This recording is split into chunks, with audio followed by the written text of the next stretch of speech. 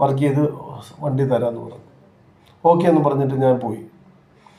ശേഷം എനിക്ക് വണ്ടി തരാമെന്ന് പറഞ്ഞ ആ ദിവസം ഞാൻ ചെല്ലുമ്പോൾ വണ്ടി അതേപോലെ ആ പറമ്പിൽ കിടക്കുക, ഗ്രൗണ്ടിൽ കിടക്കുക. ഞാൻ ചോദിച്ചു വണ്ടി റെഡിയായോ എന്ന് ചോദിച്ചപ്പോൾ പുള്ളി പറഞ്ഞു ഇല്ല സാറേ ബില്ലടിച്ചോണ്ടിരിക്കുകയെന്ന് പറഞ്ഞു.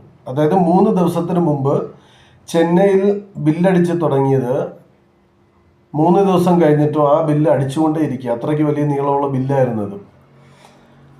അപ്പോൾ ഞാൻ ചോദിച്ചു ഈ പാർട്സ് അവിടെ നിന്ന് കയറിയോ? ഇല്ല, ഇപ്പം ബില്ലടിച്ച് കഴിയും, ഇപ്പം തന്നെ ഇന്ന് തന്നെ അവിടെ നിന്ന് ഡെലിവറി ആകുമെന്ന് പറഞ്ഞു. ഉടനെ അന്നേരം എനിക്ക് ഞാൻ ക്ഷുഭിതനായി.